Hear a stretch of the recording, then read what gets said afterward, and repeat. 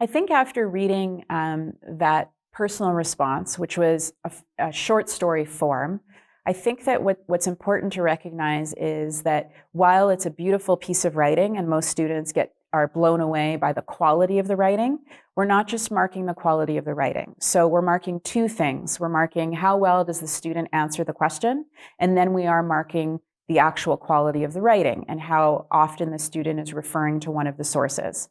So let's take a look at where the student answered the question in order to create a thesis.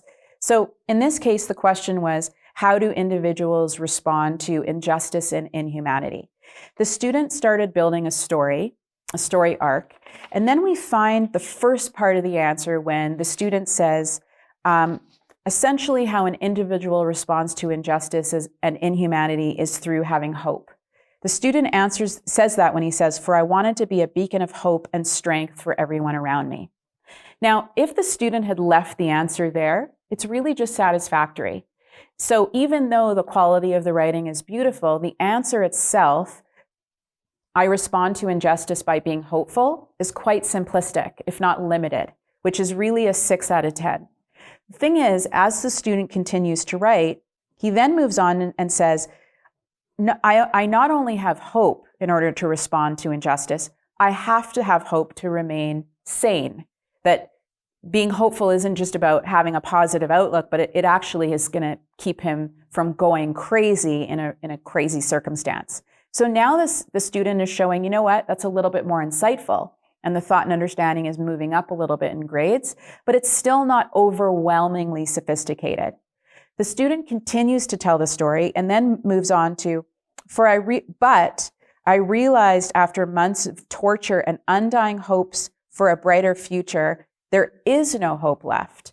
So because the student is writing about the Holocaust and it's asking about how do individuals respond to injustice, the fact that the student says, I have hope in order to stay sane, but you know what? Actually, this is such a horrifying experience, nothing is going to save me, is actually, as grim as that is, it's more sophisticated in understanding what they're talking about. So we're still moving up in marks in terms of thought and understanding. Where the student achieves their final, what I would call insight, where they move into really a 10 out of 10, I think, in terms of thought and understanding, is at the end when he says, this will be our legacy. Because what the student is saying is that you can't overcome the injustice and inhumanity of what's happening in this circumstance. They're in a gas chamber. They're not going to make it out alive. However, how they're going to survive it is through a legacy, meaning for infinite time, people are going to remember this moment. And that is what's going to demonstrate their survival. So that is how the student ended up with a 10 out of 10 on thought and understanding, not just because it's beautifully written, but because they actually have an answer to the question. For style, I think it's pretty apparent why they achieved 10 out of 10 on style, but it didn't just happen accidentally. So if you move through the exemplar, what you'll notice is the student uses all sorts of literary devices. They use similes, where they're comparing the nasty coffee that they get to bullets sliding down their throat. They compare the Nazis to monsters. He uses a lot of S sounds, showing alliteration. He uses rhetorical questioning in order to get the reader to think. All of those things are figurative devices that make certain that the student is elevating the quality of the writing. Good writing doesn't happen by accident. The students were actually told they had to include 5 to 7 literary devices so that I could see them in the writing, because I know that when students include those, the writing is going to be elevated. Last but not least, what the student also did was the student reminded us that they weren't just inspired by the question, they used the photograph. So by the end of the piece, the whole piece refers to a gas chamber, but by the end of the piece, the student is directly connecting to the hundreds of pairs of white streaks. That gives the marker the recognition that they just didn't imply the photograph, but they're actually explicitly using evidence from the piece.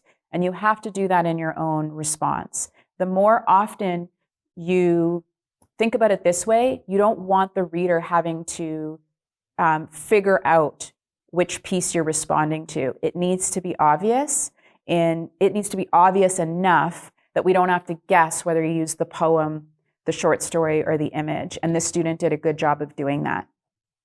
That is why this ended up earning a 20 out of 20. As a recap, personal response writing employs a certain amount of creativity and offers tons of opportunity in the way in which you respond. If you choose, whether you choose an essay format or a short story format, the best way we learn to write is by mimicking great writers. Great writers are not great writers out of a vacuum. They looked at different types of writers and they started mimicking their style.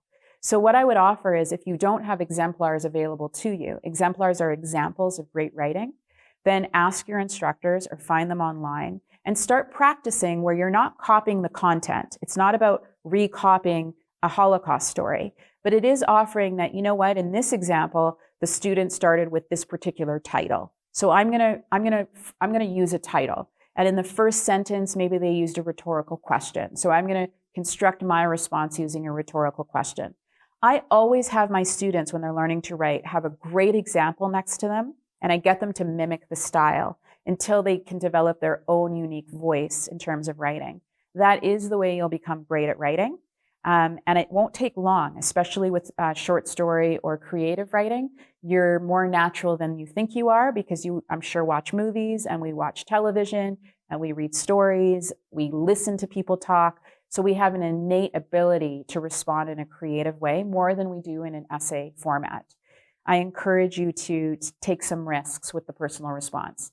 The personal response is out of 20 marks. Each category is weighted the same. So thought and understanding is worth 10, and style and evidence is worth 10. I wish you the best of luck.